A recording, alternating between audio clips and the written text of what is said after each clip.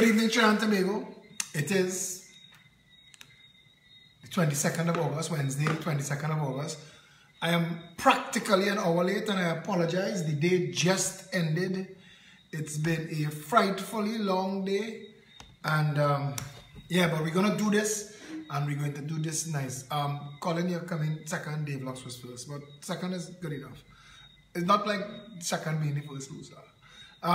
Yeah, so tonight, now we get on the way early o'clock. Please share the video with everybody and then we get into the thing. I have an issue I want to talk about. Maybe the video is still shaking. So we're going to get into that. But in the meantime, I want you to share the video so that everybody can know that we're here. And I want to find the right song to give you. I mean, so many of our songs are political, but sometimes I don't know if I need to play more with y'all or get serious, more serious with y'all. Y'all need to give me some guidance too. Last night we started off real jokey and then we got very serious. So take this. Doing this week and I enjoyed it. Share the video please. I'm going to share it.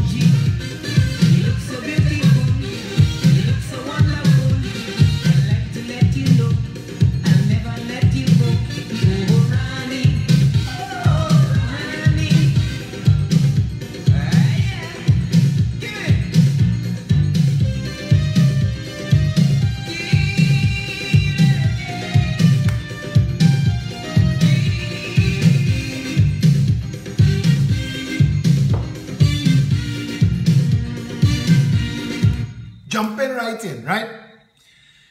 This is an actual message that was sent to me from Father Harold Imam Shah. that I am sharing with you, the people of Diego Martin. The Church of the Nativity will remain closed for 10 days for repairs, owing to extensive damage to the ceiling. We regret that there can be no weekend masses. 6 p.m. weekday masses will be held in the sacristy. Wednesday, Thursday, and Friday with the usual Friday Holy Hour at 5 p.m. Spread the word, please. That damage was as a result of the earthquake. And the reason tonight's video is called Still Shaking. Today, I wrote this. Actually, I wrote two things this morning.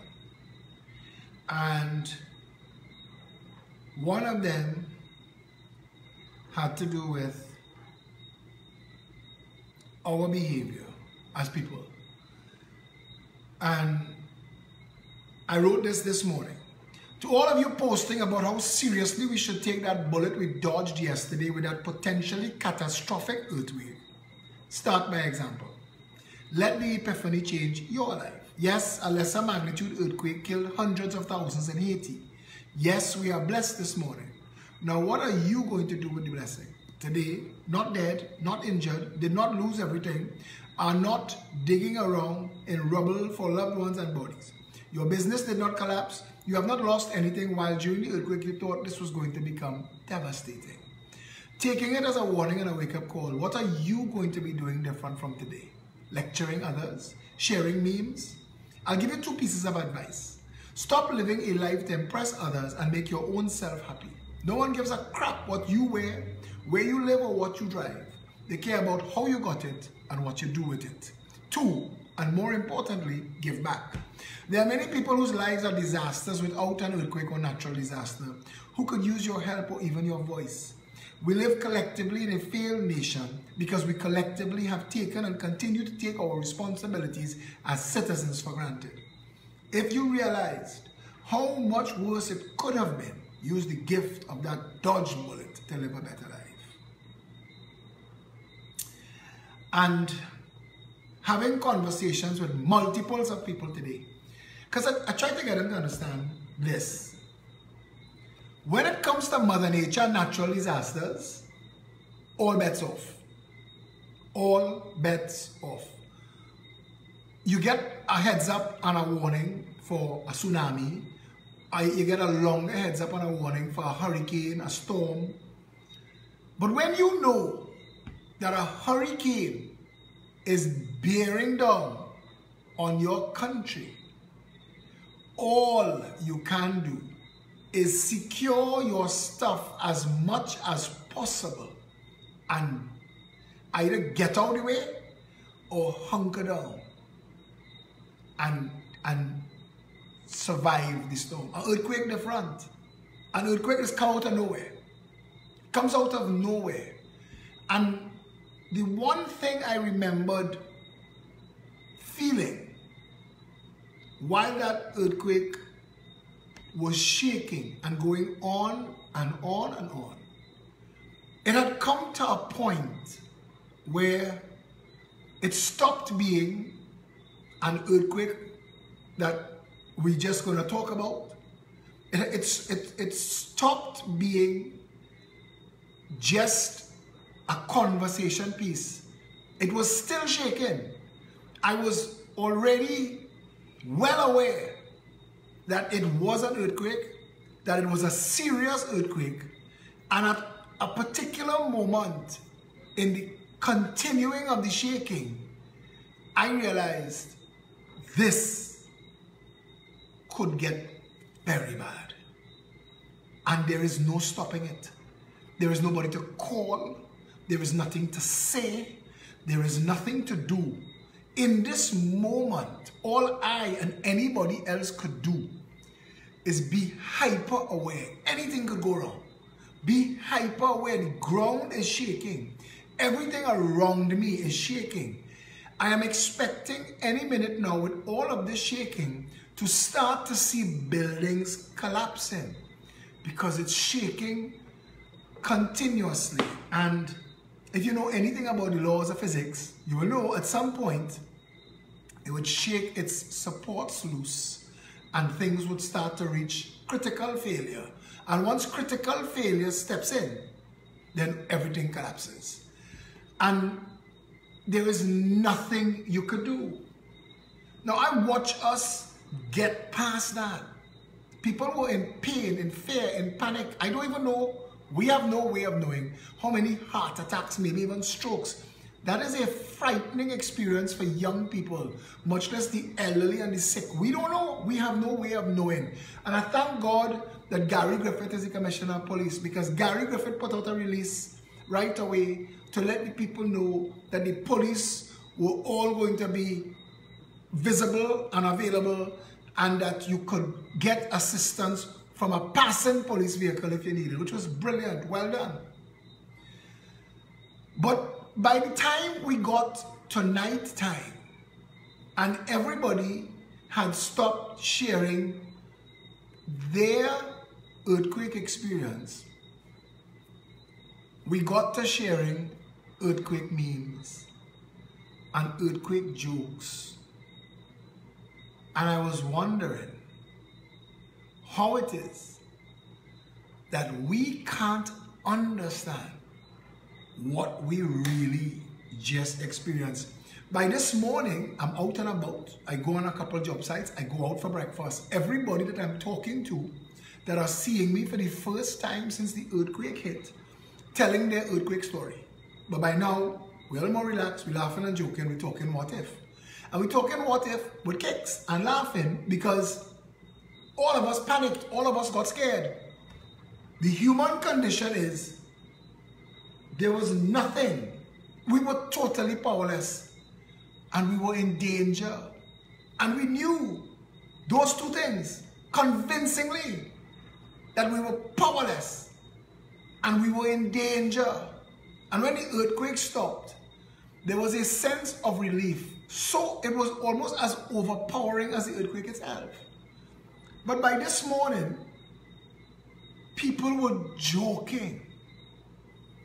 And then we got a 5.9 aftershock that shook us out of our stupidity. That made us realize, and I said, stay sober. This not over. Be conscious and aware. This evening, trying to paint an image of what really could have happened yesterday, I wrote this.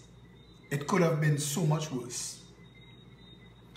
Roughly 24 hours ago, the twin island nation of Trinidad and Tobago was hit by a devastating earthquake, resulting in massive loss of life and catastrophic damage. As of this writing, the nation lies in ruin, with a death toll that continues to climb tragically as what available emergency response teams and designated care areas are already swamped with the critically injured and wounded. Port of Spain General Hospital, the nation's largest in the capital city, sits today as a pile of rubble, as factual engineering studies regarding its questionable integrity were ignored for more than a decade, with horrific consequences, as the overcrowded wards and rooms contributed significantly to the escalating loss of life.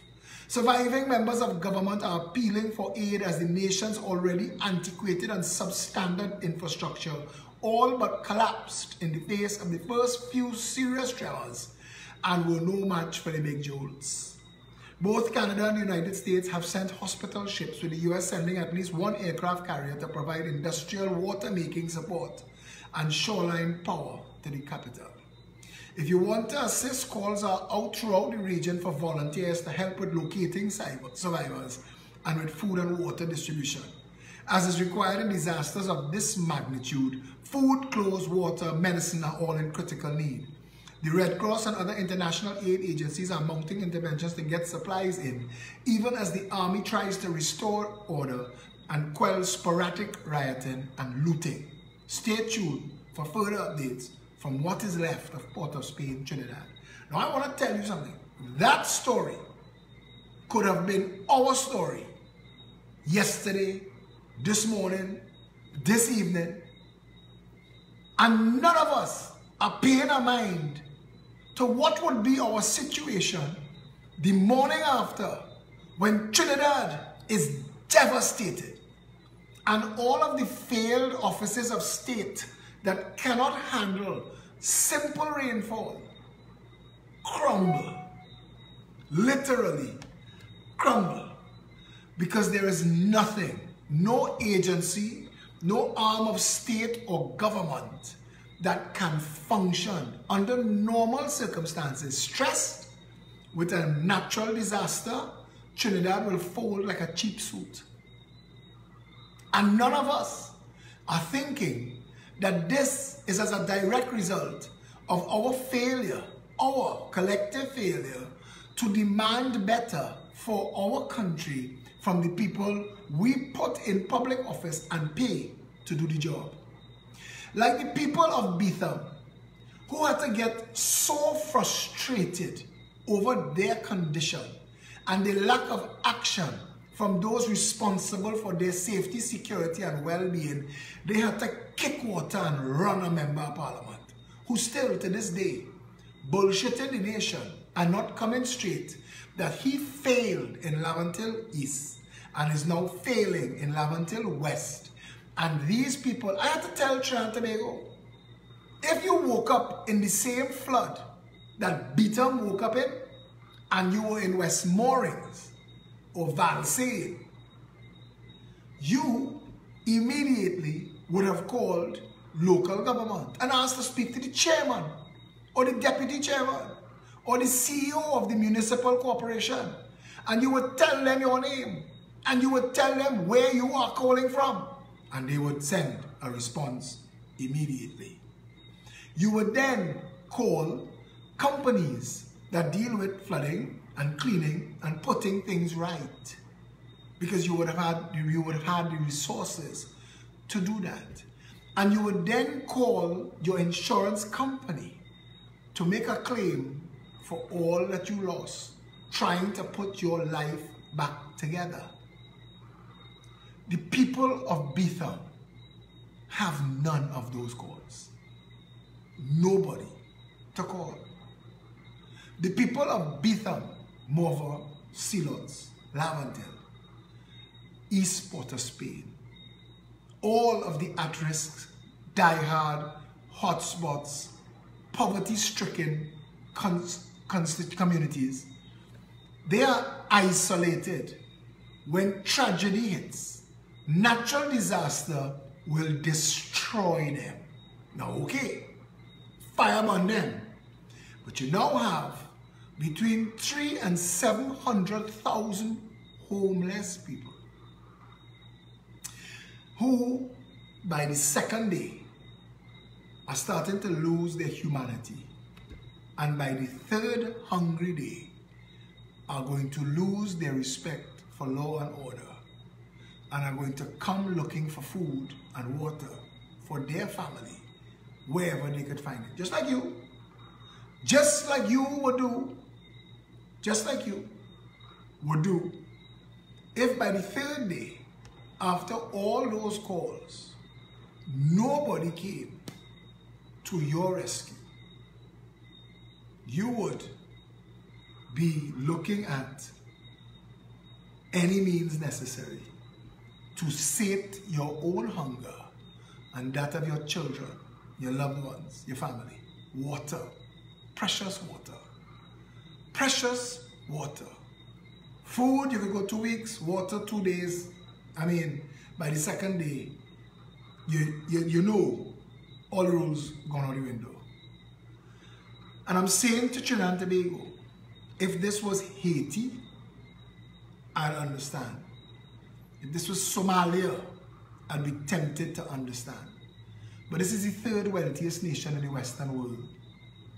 No matter how they bullshit you and spin this, what it means is to be the third wealthiest nation in the Western world. What it means is this country has more natural resources and more available means to earn money than its people could spend it. And that's who we are. The third wealthiest nation, normal.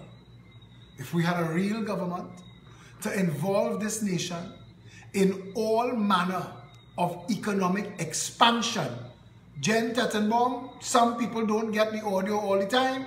Check it on YouTube, reboot your device.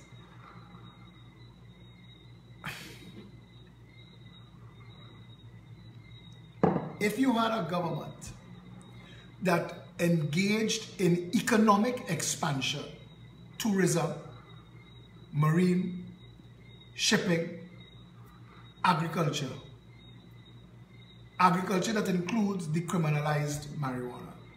If you had a government that was capable of caring enough about the people of this country and delivering at that level, I want to tell you something.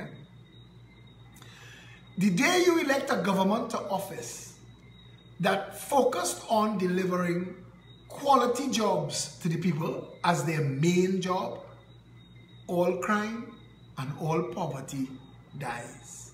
The minute there are more jobs in Trinidad than there are people, all crime and all poverty dies. The day you have a government in office that focuses on home ownership, that brings the cost of owning a home first time to minimum wage earners, and says we will remove the 120% that is tagged on to the price of a home by the financial institutions. And we will say zero deposit, zero interest for up to 30 years for first-time homeowners for up to $1.5 million. Each $100,000 will cost you $567. Somebody said, well, how are you going to build a house for $100,000? Because a $400,000 house, 70% of it is tax. Believe it or not. We could fix just that. We could motivate, make housing tax-free. Anything to do with building a house, blocks, bricks, basics. I ain't talking about marble countertops. Anything to do with building a basic house, tax-free, VAT-free, duty-free. Make it possible. If the clay blocks that's selling in Trinidad and Tobago, because it is now a monopoly owned by the Sabga Group, open the market to China and Pakistan and Asia and even Brazil, India. Let them supply us blocks and bricks here at quarter the price and make it duty-free, VAT-free. Invite international construction material manufacturing companies to come here and open labor-intensive businesses that will pay our people and give them that opportunity tax-free. Because we will consume all that they build and make here. So we will bring the price of housing down. All of a sudden, you have jobs and could own a home. You are a citizen, a stakeholder, a shareholder in the country. Until your government is willing to do that, until you hear them say that we will remove the costs of taxes on housing, they're fooling you. Up to 1.5 million. Anything above that, rest it on them. Up to 1.5 million starter homes. Make sure our people could buy a home and they will raise their children. Fathers will now be put back at the position of authority they used to have in the family and will bring order back to the society.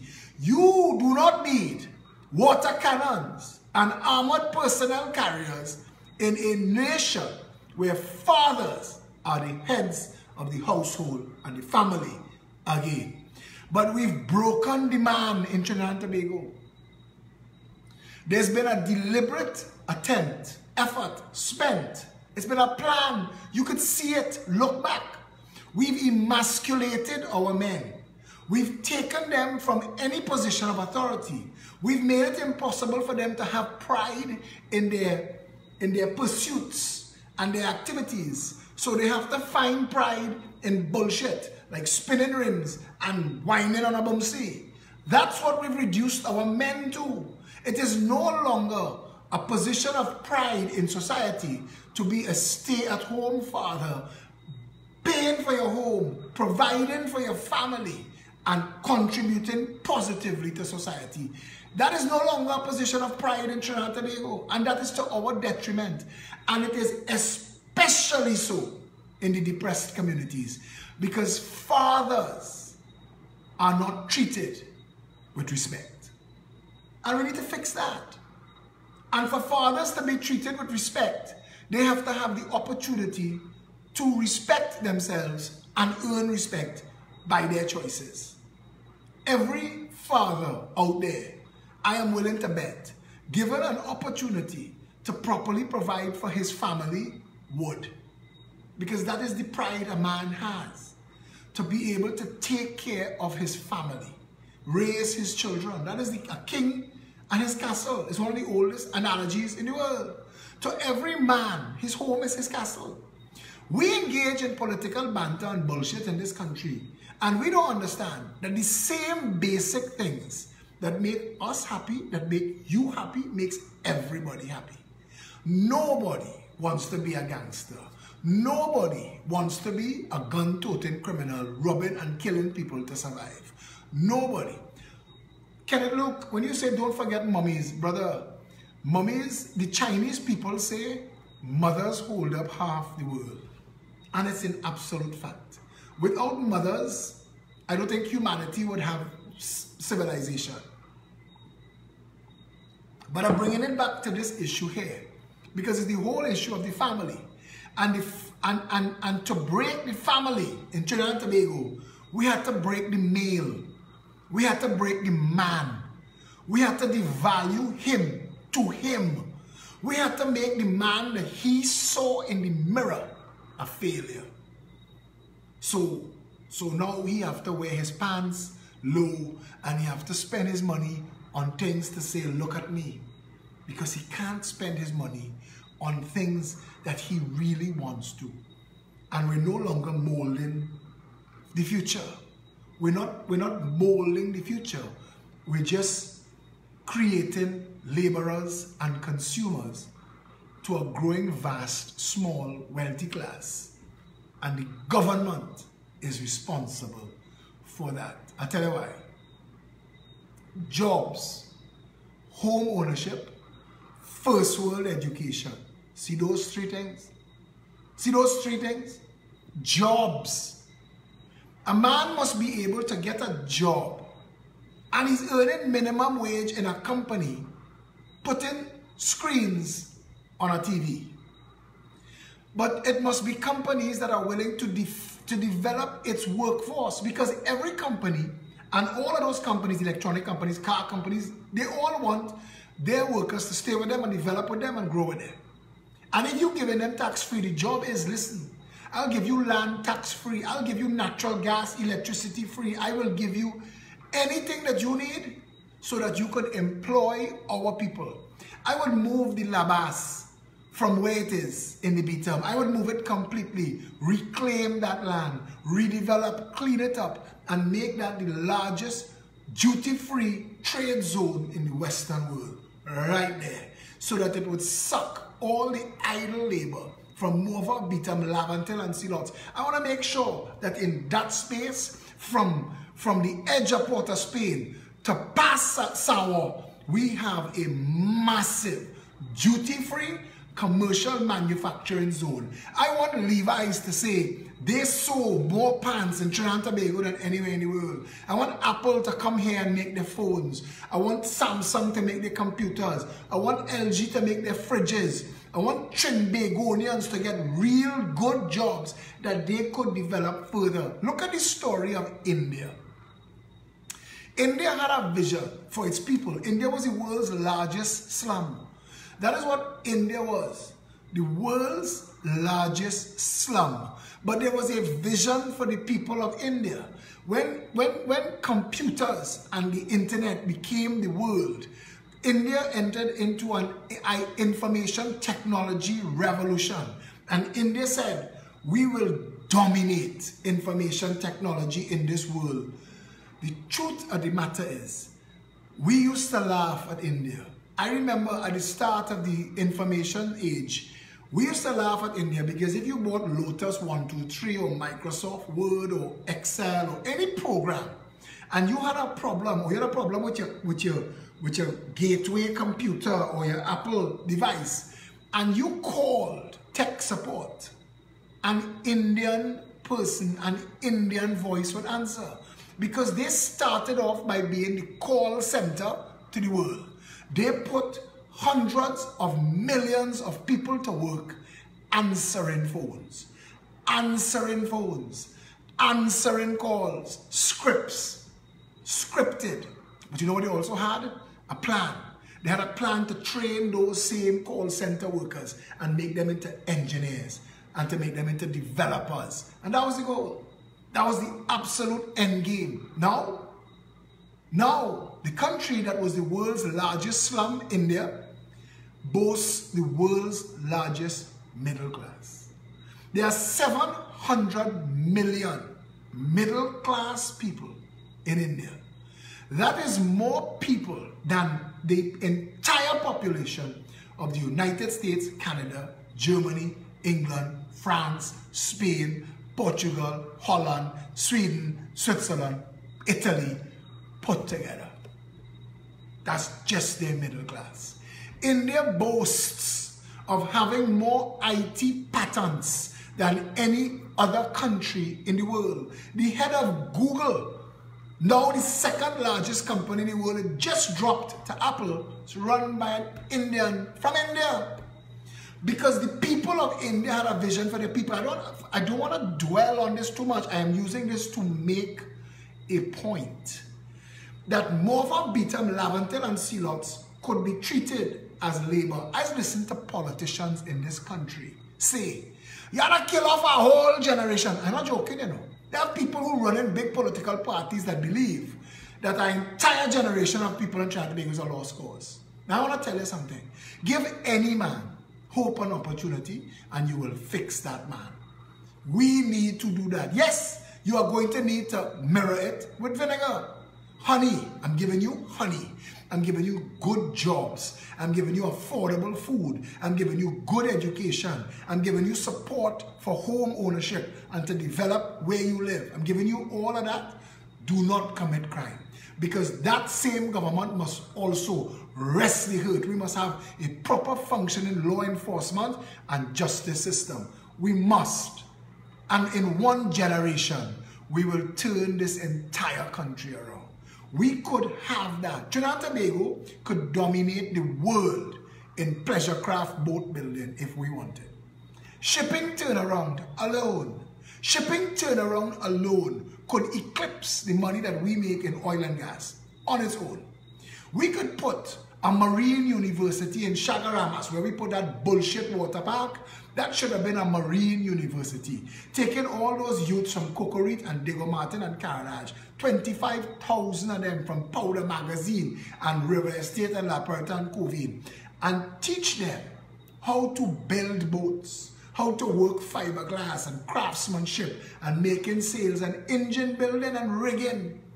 We could have trained them just in Chaguaramas, and the moment they are trained and certified, we could invite the biggest boat building companies in the world, because Trinidad and Tobago is the only Caribbean island outside of the hurricane belt. So they want to come here. We could talk to Lloyd's of London and we could make a deal with Lloyd's. We say, listen, we will make this country the biggest storage space for pleasure craft and sailboats. Lloyd's lose most of their money during the hurricane season. And if all those boats could come here, I think Lloyd's will pay the shipping. And that's the truth. That's the truth. Now you imagine a man that had no hope, now goes home to his young girlfriend that he maybe have a child or two with. And he say, babe, this is a certificate as a master craftsman or a marine engineer or chief rigger, that I am now employable. You could encourage, through the government and the small business development company, to set young people up in their own downstream industries, providing services to the shipping and pleasure craft industry. Just that would turn this nation around. would put our people to work, would give them hope and opportunity. And then, if we made it possible for them to own their own home, get out their way. Get out their way. They don't need stunting jackasses like Fitzgerald Hines coming to point his hand in their face. They need people to sit with them and help them find themselves. What do you see as a vision for your life in a law-abiding lifestyle that facilitates you home ownership, raise your family, live a good life? What is your vision for yourself? No child bouncing in his mother's arms wants to grow up to be a criminal. Every child wants to be a police, a soldier, a fireman, a doctor, a lawyer, an engineer, an astronaut. We don't treat our people like people. We treat our people in Trinidad and Tobago like slaves. And it's hard to admit, because a slave's job is to eat and work. And that's what we do, our people. We have a disproportionate amount of fast food companies in Trinidad and Tobago. We create meager, mind-numbing, repetitious work. We ruin lives. We ruin potential. Barack Obama could have grown up in Trinidad and Tobago and be a Subway sandwich maker or a KFC floor sweeper. Barack Obama. Trinidad and Tobago has no respect for itself or its people. We teach people to laugh at themselves and joke. Make jokes. Look at the trends, you will see. It's easy for us to make jokes because critical thinking, hard. That mirror hard to look into. It's too hard to realize that this is a country whose education system graduates functional illiterates at the end of the year. At the end of the whole school career. That you've taken quite possibly the best years of a human's life and wasted it, babysitting them in a jungle, a dysfunctional educational jungle. We have no idea. Between the ages of 1 to 7, a human being has the greatest capacity to learn and retain. At a critical logical deduction level, by teaching at the very youngest age and exposing them to music, to language, to science, you would encourage the development of neuron pathways in children's minds and open them up to a life of possibility. We don't even take that into account. We see every child that's born as, look at the statistics. Go to any playground, any preschool where children playing in Trinidad and Tobago. Go there. This is the statistics. And count your children among them. One. Pick 5 children at random. One has a chance at a good life. One has a chance at a mediocre life. One is going to be murdered. One is going to end up in jail. And one will be practically homeless, jobless, drug addicted. We do not take responsibility for our people. We shame them and we blame them. We do not understand. I remember watching this episode of Law and Order where a homeless guy was on trial because he beat a man to death for an orange. A man who stole his orange. He beat him to death, and he was on trial. And he was a homeless man for the whole episode. And you know who played it? The guy who, what was the name of that show with the mafia guy? Sopranos. The head of Sopranos.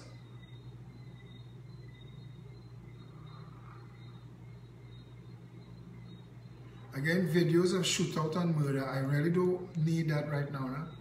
Anyway, the head of Sopranos, he was acting. This was his breakout role. And James Gandolfini, yes, Sterling. He beat a man to death for stealing orange from him. And when they put him on the stand, because for the duration of the show, he is just a half-mad, homeless guy. And when they put him on the stand and they pressed him, he said to the district attorney, he said, I had a home, I had a family, I had a career, I had a life. I don't understand how I got to here. There are plenty of people in Trinidad and Tobago who, but for a few bad choices and no rescue, found themselves broken as human beings. And instead of us, we with the power and the authority of state, pull them back, we shame and blame them. We castigate and cast them aside. We call them names. We joke about them. We laugh at them. And my father told me when I was small, I'll never forget, when first time I encountered a vagrant, I was worried about him. My father said, there go I, but for the grace of God. I never forget that. But for blind chance, but for luck, but for a medical diagnosis that costs $1.5 million to save a loved one, and you sell everything, and you barbecue this and you curricue that, and you put everything on the line and you're in debt. And they come and they take everything. Because we think we live in a world. Jean-Claude, I want to encourage you to stop abusing the thread and pay a little attention to the conversation and contribute constructively. When you all just continue to speak about what already exists, you are not the only one who knows that. I know every version of brokenness and stereotypical bad behavior. But if we who know better don't try to do better, what's the point of all of this? I should just turn off this video now. If we have no interest in being able to use our knowledge and our ability to raise others up, why am I doing this? I'm asking. Because I want somebody to tell me. If we don't believe that all human beings deserve the same chances that we got, because we got chances, we take things for granted. We believe that our way of thinking is ours. Everything was an act and a chance. Everything was a shot in the dark. Our blessings, our families, the caretakers, the caregivers, the people around us who developed the way we think, none of that came from the womb. All of that we learned, and all of that is good fortune. Anything that you possess that could advance you is good fortune. Why are we not using our good fortune to make this country better? For selfish reasons. For selfish reasons. Why we can't just have a country where everybody could live nice, so everybody could be happy, so we could be happy. We are stressed because others are in need. That is it. That is the long and the short of the whole situation. That's where the rubber meets the road. The society has failed a large cross-section of our people. I could joke and laugh with the best of them. I could meme the shit out of everybody. How does that help anybody? Anybody? If we cannot be our brothers and sisters' keeper, if we can't say it is time for the state to engage in a massive social intervention in Morva, Beetham, Laventille, Silots, and bring those people back into society. Because if we don't, all of this would be for nothing. And the next generation of ours will encounter the next generation of theirs, and the war will continue.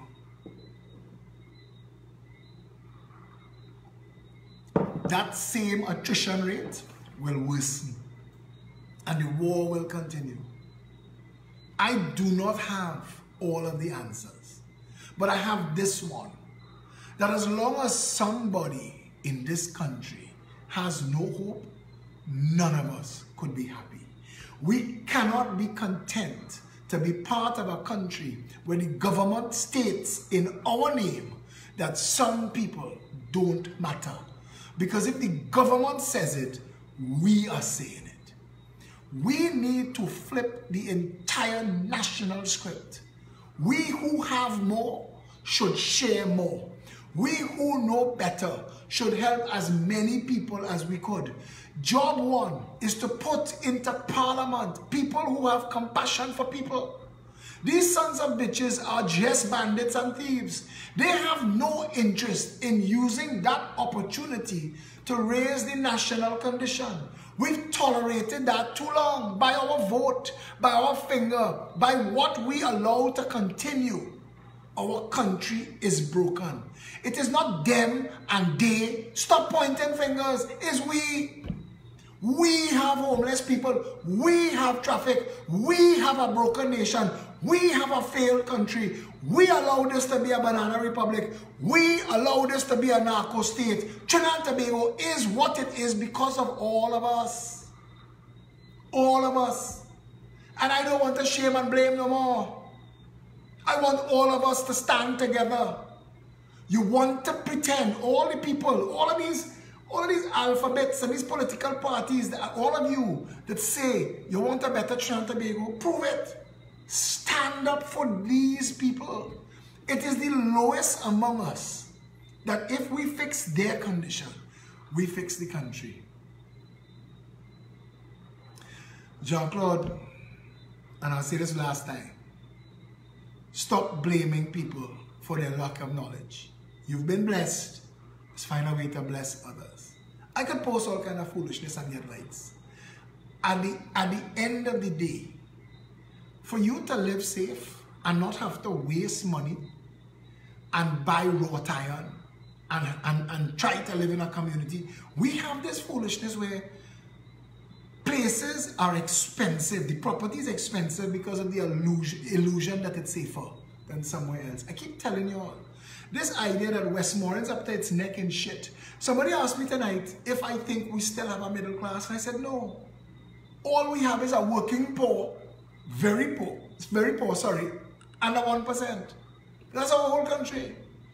And there are too many people who are afraid to admit that they are working poor, that they're not middle class, that the bank holding the note on the car and the house, and that if something, God forbid, happened to them, you get in an accident. I got in an accident on October the 10th, 2008, that put me out of commission for 6 months and cost me over $300,000 in surgeries and other things, just to come back. Broken arm, crushed. You could check it out. I have an album called The Accident and Other Oh My God Moments. You could take a look.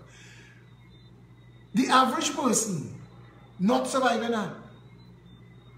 And we working poor, and we go into the bank, and you have an idea for a business, but you need some US. Tough. Your business bust before it starts. You have real potential, and all you need is some finance and some credit to start your business or develop your business. Tough. Your business busts before it starts. So you're thinking, maybe I should go and talk to a drug lord, or a bandit, or a criminal, or a gang leader, and get some money, because the bank's not giving, because the banks don't have to. The banks running their own racket.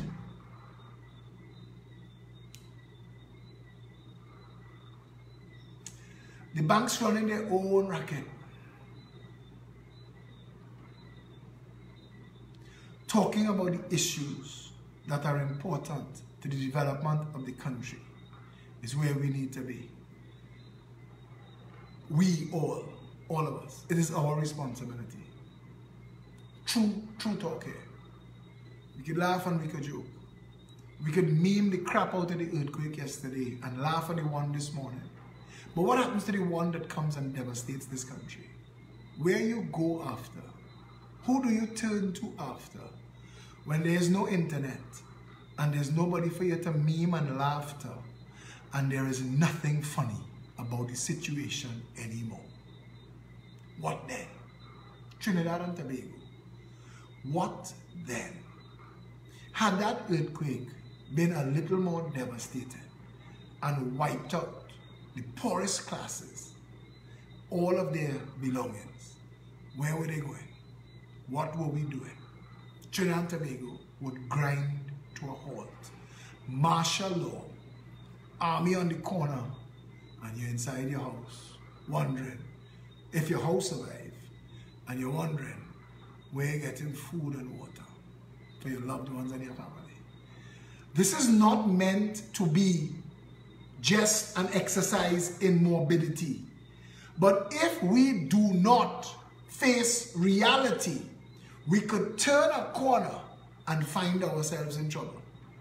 It is time, it is past time, that we took our responsibility for this country seriously. There is a role for every citizen in a democracy. Ask yourself, am I playing my part? Trinidad and Tobago, am I doing what I am supposed to do for my country? It is very easy to dismiss others. It is very easy to pretend that everybody else is to blame. I said to somebody, we drive past people who get in an accident, and in our minds, we blame them. Look at the shit they do. And if we get in an accident, we was right. Somebody bad drive we, or somebody hit we. That's how we think as people. We have this almost egotistical, narcissistic way we live as Trinidadians. We first, we alone, we know best. When does it become a nation of people pulling together in one direction? When do we vote into office a government that says food independence in 5 years, national home ownership as a goal, total 100% literacy as a target, jobs for all, water for all, functional education and healthcare systems? When do you benefit from this country if you don't make that your vision for Trinidad and Tobago? Imagine if all of the people of Morvant, Beetham, Laventille and Ceylon was fortunate as the people of Valsayn, Westmoreland and Goodwood Park. The little children who go home after school in Laventille and Beetham do not have the advantages that the children in Westmoreland and Valsayn have. They don't have extracurricular activities, they don't have homework supervision, and generally they don't have somebody to be at home to mold their minds and develop their character. We've allowed a whole cross-section of society to fail and then blame them for failing. It is time that foolishness stopped. You may not want to hear this. You may like to think that the solution lies in locking up and locking down. But trust me when I tell you, that is the living definition of a fool's errand. All human beings have the same needs and the same desires and the same goals. And if we start to treat each other with something like respect, we will be able to get this country where it's supposed to be.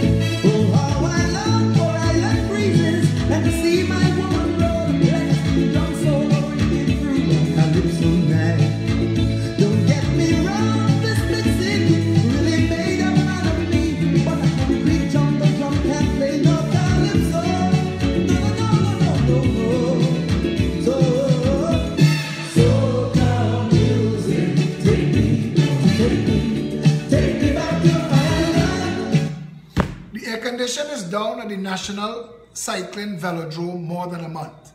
The tracks are being destroyed as they need air conditioning from the heat to remain in a working condition. No air conditioning in the aquatic center too. The place in a mess, waste of taxpayers' dollars. Sport TT, millions to repair. But today I drove past it and they cut the lawn. Somebody had the contract to cut the lawn, but the air conditions and the maintenance of those two multi-million-dollar facilities, not so much. This Saturday at noon, 19 Stanmore Avenue, the Progressive Empowerment Party hosts a meet and greet. We hope to do it under the mango tree if the weather is nice. We plan to do it outside, open air for the first time, and it should be a nice session. If you are available, come and join us. Bring the friends and bring the family. Saturday at noon, 19 Stanmore Avenue. For those of you who don't know, peptrinbago@gmail.com is our email address. 3474PEP is our hotline. peptt.com is our website, and we have an app, PEP APP Pep app. We also have a YouTube channel. If you're having difficulty on the Facebook live feed, you can pick it up right after on the YouTube channel, working perfectly, all thanks to Maya Khan, who handles our social media. Yeah? So, Trinidad and Tobago, we are blessed this evening that our nation is not in rubble, that we're not covered in dust, that members of our family are not dead or missing, that we've had a full meal for the day and a bottle of water or a glass of water, access to clean water. Our situation could have been so very different if that earthquake had went on for a couple minutes more. We say we're blessed, let's make that count for something. Don't let this natural disaster that we're living in now continue. Let's change this. Let's improve Trinidad and Tobago. Let's strive to be a better country, to insist on more. Let us demand better. Let us go to the parliament and tell them, either do the jobs we hired you to do or fire yourself. Because we will fire you come election day. And if you take that responsibility seriously, trust me when I tell you, the country that we want to live in, we will have. Quick time. Yeah? I want to play this song inclusive. Program until you see in the woods. If you can look as far as I see, within this great land we call TNT, there's birds and bees, rivers and seas, pretty woman bringing man to their knees. Treasures of this blessed land we always neglect like ISO and pan. I find it so strange the way we arrange. Still this nation don't know how to change. To some change it might just mean a new car. Change could mean less than $1. To most change have this nice scent we usually get from the government. You see, change is something we always say, but every time we change things remain the same way.